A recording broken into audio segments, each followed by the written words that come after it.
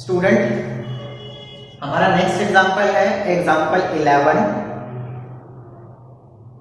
और सेट का नाम है UN। क्या है ये UN? आप देखिए, तीन कंडीशन है इसमें। नंबर 1 नेचुरल नंबर लेना है, नंबर 2 n से छोटा नेचुरल नंबर लेना है, number 3 GCD of x and n 1 होता है। GCD कहें, HCF कहें। थोड़ा सा समझने के लिए हम इसका एक इलस्ट्रेशन लेते हैं। सपोज मैंने U8 ले लिया, तो U8 का मतलब क्या हुआ? अगर आप इसमें देखें तो आपको वो नेचुरल नंबर चाहिए जो 8 से छोटा होता है। तो 8 से छोटे नेचुरल नंबर तो 1 से लेकर 7 तक सारे होते हैं, बट वो चाहिए जिसका GCD n के साथ 1 है। n क्या है? 8। तो देखो 1 आएगा, क्योंकि 1 और 8 का GCD 1 होता है। 2, क्या 2 लिखूं? नहीं, क्यों? 2 और 8 का GCD मतलब कॉमन नंबर, तो 2 होता है। 3, उसके बाद 4 नहीं आएगा, क्योंकि 4 और 8 में GCD क्या होता है? 4 होता है। फिर 5, फिर 7, तो ये आएगा। एक और एग्जांपल लेते हैं। सपोज U10 ले लिया, इवन और कुछ भी ले सकते हैं, ये ना सोचे मैंने दोनों इवन ले लिए तो इवन वाला ही होगा। U10 तो 1, 2 नहीं आएगा, 3, 4 के साथ इसका GCD 2 होता है, 5 के साथ भी कितना होता है? 5 होता है, 6 भी नहीं आएगा, 7 और 9। ओके, तो ये आपके दो एग्जांपल है समझने के लिए कि UN के अंदर होता क्या है। दूसरा, इसका बाइनरी ऑपरेशन क्या ले रहे हैं? इसका बाइनरी ऑपरेशन ले रहे हैं, इसको क्या बोलते हैं? Multiplication modulo n। जैसे हमने प्लस वाला किया था ना Zn में, सेम वैसे। तो इसका नाम है मल्टीप्लिकेशन मॉडुलो n। तो आप पढ़ सकते हैं क्या लिखा है। थोड़ा आसान समझाने के लिए मैंने यहां बना के रखा है डिवीजन। इसका मतलब होता है कि आप a और b को मल्टीप्लाई करें, मल्टीप्लाई करके n से डिवाइड करें, तो जो रिमाइंडर आएगा वो रिमाइंडर आंसर है। जैसे कि अगर मैं U10 का एग्जांपल लूं और मैं 3 और 4 को मल्टीप्लाई करता हूं, सॉरी 3 और 4 नहीं, 3 और 7 को, 3, 7, यहां पर n लिखते हैं, वहां भी देख सकते हैं n यहां पर 10 है। तो क्या करूंगा मैं? पहले 3 और 7 को मल्टीप्लाई करूंगा, कितना आएगा? 21। 21 को 10 से डिवाइड करो, रिमाइंडर कितना आया? 1। 10 1 जा 10, 10 2 जा 20, 1 बन गया ना रिमाइंडर। कुछ बच्चे इसमें क्या गलती कर देते हैं? क्वोशिएंट लिख देते हैं। कुछ बच्चे गलती करके क्वोशिएंट लिख देते हैं, आपको ये लिखना है रिमाइंडर। ठीक है, तो ये इलस्ट्रेशन समझाया मैंने इसका। अब हमें प्रूफ करना है कि ये ग्रुप है, तो ग्रुप के लिए आपको वही बेसिक प्रॉपर्टीज दिखानी है। Closure, associative, identity, inverse. तो क्लोजर से शुरू करते हैं। Let A, B belong to UN। तो UN में होने की कंडीशन क्या है? कि नेचुरल नंबर होंगे, n से छोटे होंगे और GCD 1 होगा। ठीक है, अब ये दो कंडीशन मैंने नहीं लिखी है, अंडरस्टूड मान के चल रहा हूं कि जब UN में ले लिया तो, क्योंकि UN की डेफिनेशन फिक्स्ड है ना, ये इसलिए लिख दिया क्योंकि इसका यूज होगा भी बार बार, तो that's why we wrote this. हमें प्रूफ क्या करना है? We have to show A multiplication modulo n, B belonging to UN। ये प्रूफ करना है, डालना है ना। So by division algorithm there exist Q, R belong to integers such that AB is equal to NQ plus R, where 0 less than equal to R less than n। आपने n से divide किया, मैं बता देता हूं मैंने क्या किया है। एक्चुअली मैंने A और B को प्रोडक्ट करके n से डिवाइड किया है, और मैं कहता हूं कि क्वेश्चन Q आ जाएगा और रिमाइंडर R आ जाएगा, तो उसके नाम रख दिए। रिमाइंडर की कंडीशन होती है कि मिनिमम 0 हो सकता है, और n से डिवाइड करने तो n से छोटा ही रहेगा। सो आपके पास इस टाइप का एक्सप्रेशन एक आ गया। अब मुझे क्लेम करना है कि ये R है, क्योंकि जो इसकी वैल्यू आएगी वो तो आर ही आएगी ना, रिमाइंडर। तो आर जो है वो प्रूफ करना है यूएन में। Claim R belonging to UN. तो उसके लिए क्या क्या प्रूफ करना है आपको? यूएन में देखो 3 कंडीशन है। नेचुरल नंबर होना चाहिए, एन से छोटा होना चाहिए, जीसीडी एन के साथ 1 होना चाहिए। तो यहां पर दिख रहा है आर रिमाइंडर है तो नेचुरल नंबर है। Clearly R belonging to N and R is less than N. तो ये 2 कंडीशन तो फुलफिल है। अब आपको शो क्या करना है? Only we have to show GCD of this. So to show GCD of R, N is 1। ये हमें शो करना है कि इसका GCD 1 है। तो हम कॉन्ट्रडिक्शन से मान के चलेंगे कि सपोज इसका GCD 1 नहीं है। लेट इट पॉसिबल, इस क्वेश्चन का क्लोजर लो थोड़ा बड़ा है, सो पेशेंस के साथ लिखें। Let it possible GCD of R, N is D and D is greater than 1। Proof करना है 1 है तो कॉन्ट्राडिक्टरी लेंगे तो 1 से बड़ा ही लेंगे ना। अच्छा, 1 से बड़े जितने भी नेचुरल नंबर होते हैं, जैसे कि 2 है, 3 है, 4 है, कोई भी है, उनको कोई ना कोई प्राइम नंबर जरूर डिवाइड करता है। जैसे 2 को कौन डिवाइड करता है? 2। 3 को कौन डिवाइड करता है? 3। 4 को कौन सा प्राइम नंबर डिवाइड करता है? 2। 5 को 5, 6 को 2 भी करता है, 3 भी करता है, एंड सो। तो हमारे पास ये 1 से बड़ा नेचुरल नंबर है। So let P be a prime factor of D। तो हमने मान लिया कि P एक ऐसा प्राइम नंबर है जो D को डिवाइड करता है। ओके, सो अब यहां से अगर D क्या चीज है? GCD है। अगर आप इसको देखें इस वाली स्टेटमेंट से, तो इस वाली स्टेटमेंट से हम क्या कह सकते हैं? या आप since GCD of R, N is D, therefore D divide R and D divide N। So this implies P is a prime factor of D। P जो है प्राइम फैक्टर है D का, मतलब P डिवाइड करेगा D को, और D किसको divide कर रहा है? R को। तो ट्रांजिटिविटी लॉ से क्या कहोगे? P divide R and P divide N, क्योंकि P D को डिवाइड कर रहा है, D N को डिवाइड कर रहा है। तो आपके पास दो कंडीशन आ गई कि P डिवाइड कर रहा है R को और P डिवाइड कर रहा है N को। अब इसमें जो मेन, अब यहां पर आपको कैलकुलेशन देखनी है, वो क्या करनी है, इसको देखिए अब ध्यान से। I want to show P divide this one, तो कैसे करेंगे? मैं लिख देता हूं फिर समझाता हूं। N cube plus R and ये मैं सेम लिख रहा हूं P divide N। How this possible? P R को तो डिवाइड कर रहा है, P N को भी डिवाइड कर रहा है, कहां गया? P डिवाइड N भी है। अगर P N को डिवाइड कर रहा है तो N इंटू Q को भी डिवाइड करेगा। करेक्ट है ना पर? क्योंकि अगर P की टेबल में N आ रहा है और N को किसी चीज से मल्टीप्लाई करते हैं तो भी डिवाइड करेगा। अब फिर हमने ये नंबर सिस्टम में पढ़ा हुआ है, मॉडलिंग थ्योरी जो हमने फर्स्ट सेमेस्टर सेकंड सेमेस्टर में पढ़ी है, कि if a number divide two numbers then it divides its addition, difference, product etcetera. Okay, so P divide, तो यहां पर ये लाइन भूल जाते हैं, सो बी केयरफुल कि आपको ये लिखना है, याद करने का तरीका। अब इसकी वैल्यू क्या है? A इंटू बी है, देखो यहां पर, and P divide N। Now P is prime, तो प्राइम नंबर में क्या होता है?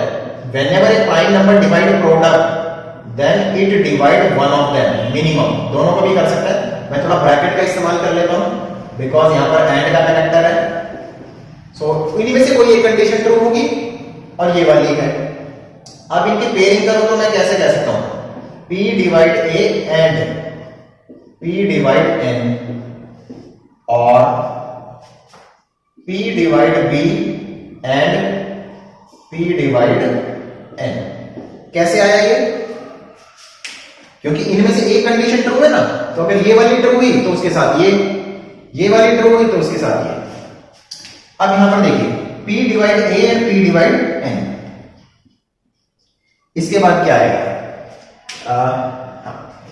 अब आपको पता होना चाहिए, हमारे पास एक ऐसा भी रिजल्ट है अलजेब्रा का नंबर सिस्टम में, अगर कोई नंबर दो चीजों को डिवाइड कर रहा है तो उनके जीसीडी को भी डिवाइड करेगा। This divide GCD of A, N और P divide GCD of B, N। What is GCD of A N? इधर देखिए, A और N का जीसीडी कितना है? 1। B और N का जीसीडी कितना है? 1। तो यहां पर कितना आ गया? 1। यहां पर कितना आ गया? 1। क्या देख पा रहे हैं? P डिवाइड 1, बट P तो प्राइम नंबर है, प्राइम नंबर की सबसे छोटी वैल्यू 2 होती है, तो 2 डिवाइड 1 या 3 डिवाइड 1 पॉसिबल नहीं है। So this is a contradiction.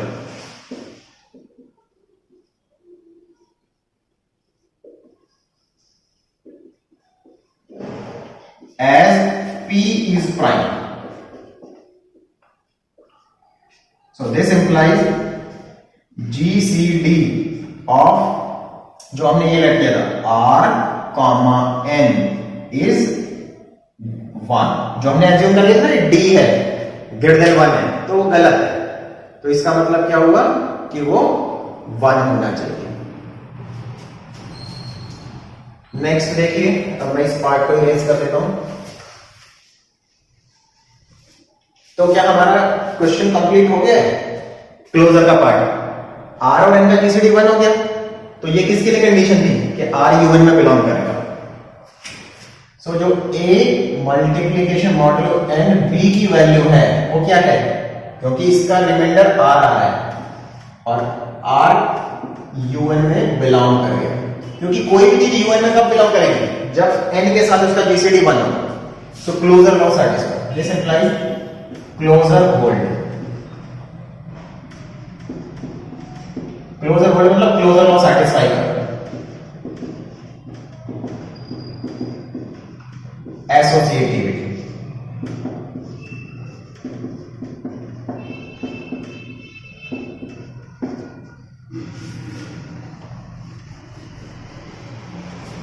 ठीक है, सारे पॉइंट इतने बड़े बड़े नहीं है, सो ज्यादा टेंशन ना लो। अब देखो एसोसिएटिविटी और आइडेंटिटी वाला पार्ट छोटे ही है, तो 3 एलिमेंट लेंगे हमने। अच्छा, मैं रिकॉल कर देता हूं एक लॉ। ये प्रॉपर्टी होती है, अगर आपने देखा होगा तो, कि A, इसको कैसे लिख सकते हैं? This is nothing but AB modulo N, ऐसे लिख सकते हैं ना। इसका मतलब क्या होता है कि AB को N से डिवाइड करके रिमाइंडर लिखना है। अच्छा, इसको एक और तरीके से लिख सकते हैं, A mod N, B mod N and mod N. Okay, so we are recalling this and we are using this property for associativity.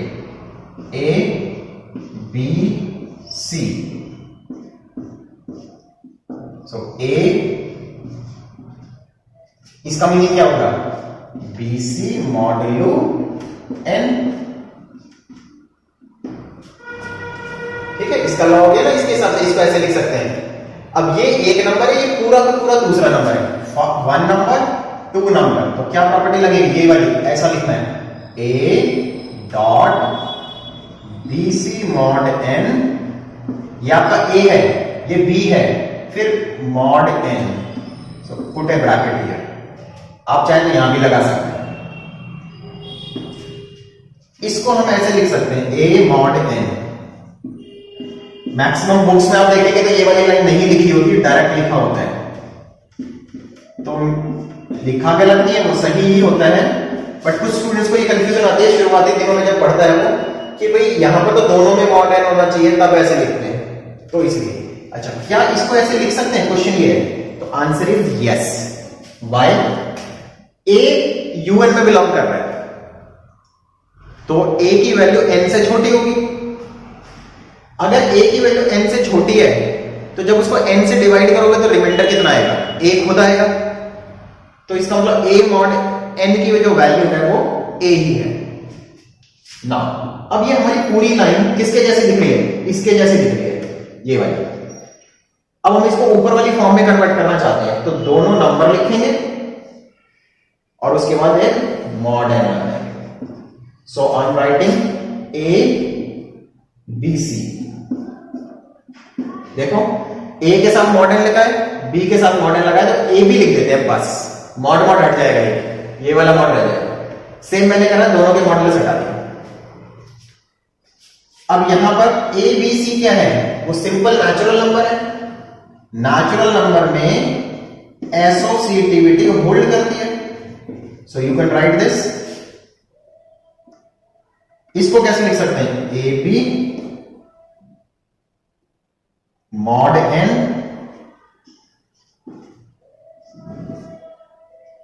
c mod n and whole modulo n। Correct. ये वाली property यहां से यहां लगा दी। अब इसको कैसे लिख सकते हैं, इसको देखो, इसको मैं लिख सकता हूं a मॉडुलो n b। इसका क्या मतलब होता है कि a और b को पहले मल्टीप्लाई करो फिर n से डिवाइड करके रिमाइंडर, ऊपर भी वही लिखा है, एंड c मॉडुलो n। इसको ऐसे, इसमें कोई चेंज नहीं करते, and this is mod n and the last line is. अब आपके पास एक ये नंबर है, एक ये नंबर है, इसको हम कैसे लिखेंगे, हमें बनाना है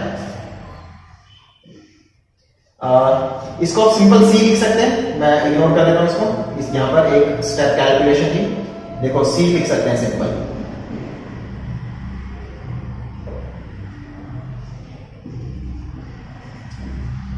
सिंपल सी क्यों लिख सकते हैं, क्योंकि c मॉड n कितना होगा, c को आप n से डिवाइड करोगे तो रिमाइंडर c रहेगा, क्योंकि c un में बिलोंग कर रहा है तो वह n से छोटा है, तो यहां c आ गया। Now a multiply b mod n लिखा है, ऐसा देखो a b मॉड n, तो इसको आप कैसे लिख सकते हो, a डॉट b। तो a डॉट डॉट मतलब ये b। सो आप देख सकते हैं ब्रैकेट हमने इंटरचेंज करके दिखा दिए, तो एसोसिएटिविटी सैटिस्फाई करती है। So this implies associativity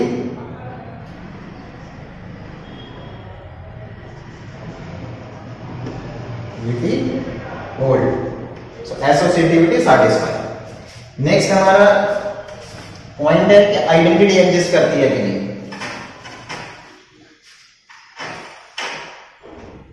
identity,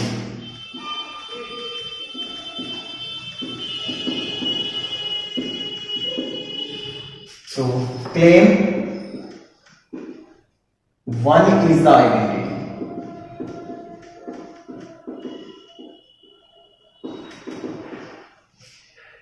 शुरू में हमें ये लग सकता है भाई ये डायरेक्ट हमें कैसे पता चल गया कि 1 आइडेंटिटी है, तो इसको भी हम कैलकुलेट करना सीखेंगे जब थोड़े कॉम्प्लिकेटेड क्वेश्चन आएंगे। बट इसमें हम डायरेक्ट क्यों सोच पा रहे हैं, क्योंकि कहीं ना कहीं जो ऑपरेशन है आपका मॉडुलो n वाला मल्टीप्लिकेशन का, ये ऑर्डिनरी मल्टीप्लिकेशन जैसे ही बिहेव कर रहा है, बस रिमाइंडर लेना पड़ता है। और मल्टीप्लिकेशन में आइडेंटिटी कितनी आती है 1, और एडिशन में स्टैंडर्ड कितनी होती है 0। तो हमने डायरेक्टली आंसर नहीं लिखा है, क्लेम कर रहे हैं, प्रूफ करेंगे। So let a belonging to un। अब देखो a डॉट n 1 कैलकुलेट करना है आपको, तो कितना हो जाएगा, a और 1 को पहले इंटू करो फिर मॉड n निकालो, ठीक है। सेम ये वाली प्रॉपर्टी लगाई, a डॉट 1 कितना होगा a, और a un में बिलोंग कर रहा है तो a की वैल्यू n से छोटी है तो खुद ही रिमाइंडर होगा। सिमिलरली 1 डॉट a निकालेंगे तो भी आएगा। सो दिस इंप्लाइज 1 इज आइडेंटिटी।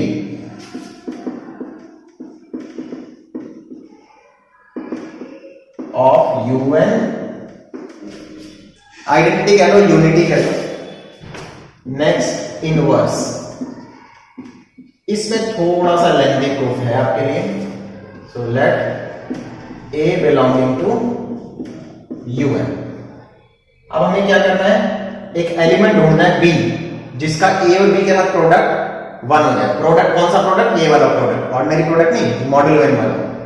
तो पहले इसकी डेफिनेशन लगाते हैं, GCD of A, N is 1। अब आपके पास लीनियर कॉम्बिनेशन का रिलेशन होता है GCD में, तो वो लगाएंगे। So this implies there exist Q P Q, कुछ भी लिख दीजिए, P Q belonging to integer such that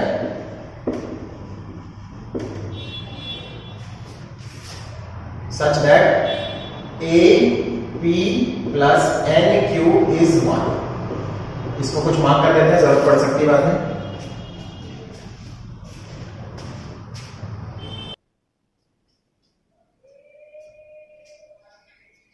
तो आगे कैसे बढ़े, इसमें दोनों तरफ मॉड्यूलो n कॉम्बिनेशन ले लो, AP प्लस NQ। अच्छा, P और Q को प्राइम नंबर ना समझ लेना, प्राइम नंबर नहीं है वो, कभी समझ लो प्राइम नंबर। दोनों तरफ n से डिवाइड करके रिमाइंडर ले लिया, तो एक प्लस में है, तो प्लस में कैसे लगा सकते हैं आप, देखो ये टर्म n से कंप्लीटली डिवाइड हो रही है, और अगर ये n से कंप्लीटली डिवाइड हो रही है तो इसका रिमाइंडर कितना बचेगा? 0। So remainder of whole term depending on first term only. 1 mod n, एक को n से डिवाइड करोगे तो रिमाइंडर 1 ही आएगा। अब ये प्रोडक्ट फॉर्म आ गई, ये वाली फॉर्म आ गई, AB mod n। इसको हम कैसे लिखेंगे? A mod n P mod n and whole mod n। A क्या है? UN में बिलोंग करता है, तो इसको कैसे लिख सकते हैं? A P mod n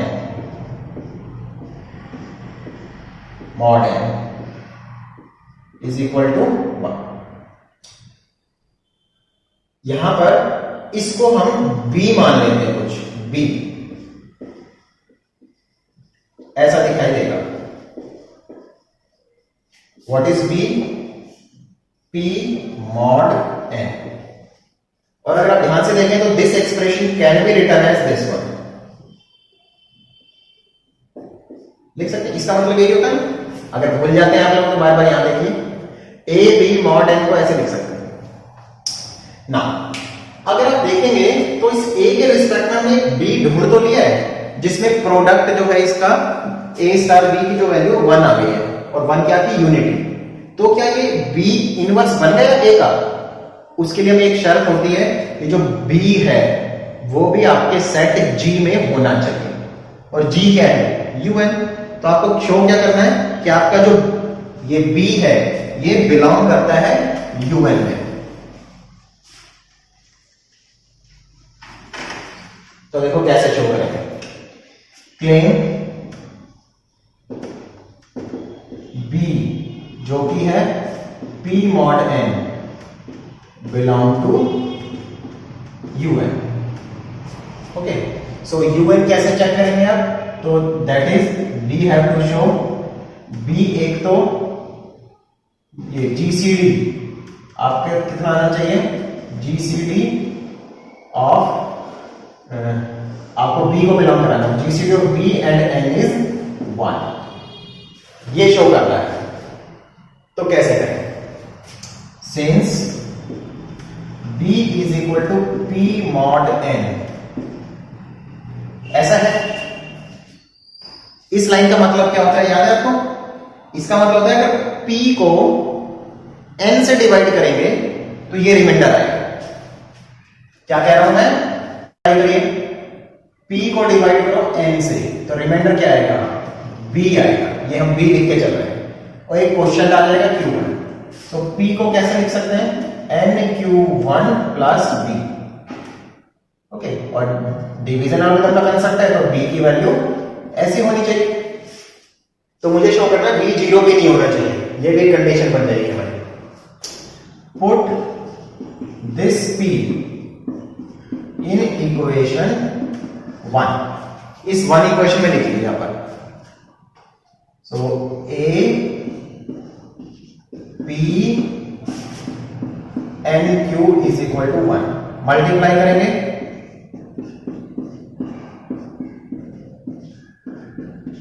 तो ए बी प्लस इसमें से और इसमें से n कॉमन,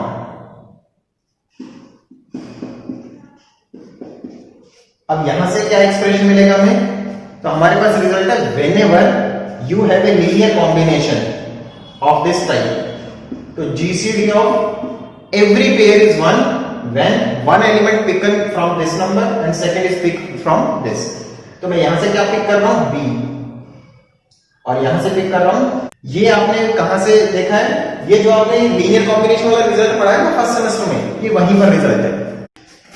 अच्छा, इसमें हम एक चीज और यहां पर जस्टिफाई कर सकते हैं कि b की वैल्यू 0 नहीं हो सकती। क्यों नहीं हो सकती b की वैल्यू 0?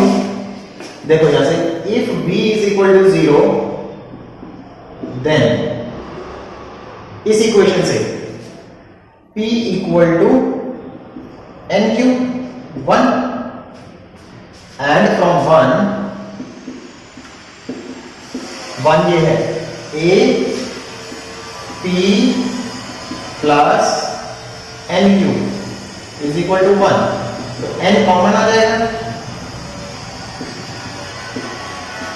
सो n डिवाइड 1, तो n डिवाइड 1 का मतलब हो गया n की वैल्यू 1 हो जाएगी, और अगर n की वैल्यू 1 हो जाएगी तो आपका जो un है वो u1 हो जाएगा, और u1 के अंदर सिर्फ एक एलिमेंट आता है 1, नहीं u एक भी नहीं आता, एम्प्टी सेट होता है, n can not be 1, so n की वैल्यू 1 आ गई, so this is a contradiction.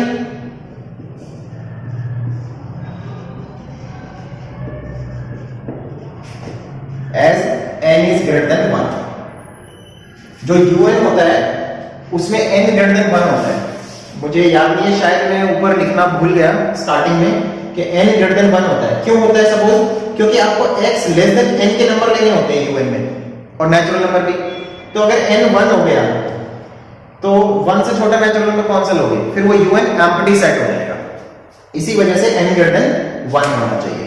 तो हमारे पास क्या कंडीशन मिली कि ये ऐसा हो गया, so almost problem is over. तो आपने क्या देखा कि आपका जो b है उसका n के साथ जीसीडी 1 है जो आपको क्लेम करना था, और b 0 भी नहीं है, so this implies b belonging to un हो गया, और b किस प्रॉपर्टी को सेटिस्फाई कर रहा था, इसको सेटिस्फाई कर रहा था।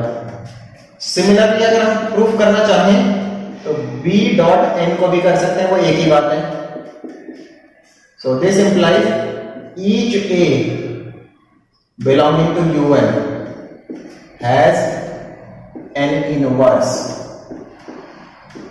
in un, so this implies un is a group under the multiplication modulo n। एक लास्ट है कम्यूटेटिविटी, अगर प्रूफ करनी है तो ठीक है, डिपेंड करता है क्वेश्चन में पूछा है कम्यूटेटिविटी या नहीं पूछा है। सो ये बहुत आसान सा ही है, a multiplication modulo n b निकालेंगे तो ये आ जाएगा a b mod n, this can be written as b a mod n, and this is nothing but b dot a। So this implies your set un comma multiplication modulo n is an abelian group। सो ये आपका complete solution है। इसके बाद हम इसके कुछ simple एक दो एग्जांपल्स ट्राई करते हैं कि अगर एग्जांपल फॉर्म आ जाए तो हम उसको कैसे प्रूफ करेंगे कि वो ग्रुप है या नहीं। तो देखते हैं नेक्स्ट एग्जांपल क्या है। तो ये रहा हमारा एग्जांपल। सो U10 अगर हम कंसीडर करें तो U10 में कौन से नंबर आएंगे, जो 10 से छोटे होंगे और 10 के साथ जीसीडी 1 होगा। तो कौन कौन से रहेंगे, 7 9। फिर इसका ऑपरेशन टेबल बनाएंगे। फाइनाइट सेट में यूजुअली हम हमेशा ऑपरेशन टेबल से ही करते हैं। इसको कैली टेबल भी बोलते हैं। और ऑपरेशन कौन सा रहता है? U10 का स्टैंडर्ड बाइनरी ऑपरेशन है मल्टीप्लिकेशन मॉड्यूलो 10। ठीक है, मतलब वो सेट में प्री डिफाइंड है। इंटू करो, 1 से इंटू करोगे तो 1 3 7 9, 3 से करो मल्टीप्लाई 3 9। अब 3 को 7 से मल्टीप्लाई करोगे तो कितना आएगा? 3 इंटू 7, 3 इंटू 7 कितना डिसाइड किया? 3 इंटू 7, सो 3 इंटू 7 इज 21। लेकिन 21 नहीं लिखना, ऑपरेशन भी है। तो 21 को अगर आप डिवाइड करोगे 10 से, सॉरी 21 को 10 से डिवाइड करोगे तो कितना आएगा? रिमाइंडर 1। 3 9 जा 27, 27 को डिवाइड करो जरा 10 से, 7। इसमें 7 1 जा 7, 7 3 जा 21, 7 7 जा 49, 7 9 जा 63। तो आपको क्या करना है? हमेशा 10 से डिवाइड करते जाना है। 9 1 जा 9, 9 3 जा 27, 9 7 जा 9 9 जा 81, 81 का रिमाइंडर 1 बचेगा।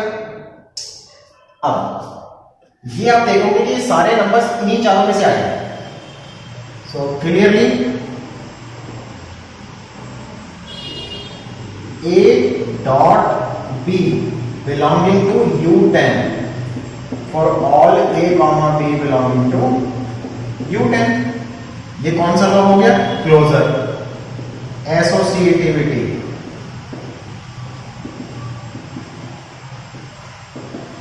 एसोसिएटिविटी एक ऐसा लॉ है जो टेबल से डायरेक्टली जज नहीं किया जा सकता। बाकी क्लोजर, आइडेंटिटी, इनवर्स और कॉम्यूटेटिविटी, ये सारी चीजें इससे चेक की जा सकती है और फाइंड भी की जा सकती है, एक्सेप्ट एसोसिएटिविटी। तो एसोसिएटिविटी में आपका टेबल हेल्प नहीं करता। तो सेम वही प्रूफ रहेगा जो अभी मैंने थ्योरम में कराया था। ठीक है, तो मैं उसके लिए डिटेलिंग बहुत ज्यादा नहीं लिख रहा हूं क्योंकि मुझे सेम ही कॉपी करना है। सो सी दिस। सो इसको आप कैसे लिखेंगे? A B mod 10 and this is C। Multiplication modulo 10 है, तो first number multiply second number and modulo 10, यही फॉर्मूला है। अब सेकेंड नंबर को ऐसे लिखो, एक बार लिख सकते हैं क्योंकि C की वैल्यू 10 से तो छोटी होगी, तो रिमाइंडर 10 से छोटा C ही रहेगा, इसलिए ऐसे लिखा। अब इसको कैसे लिखें? अब सिर्फ अंदर वाले टर्म को सिंप्लीफाई करें।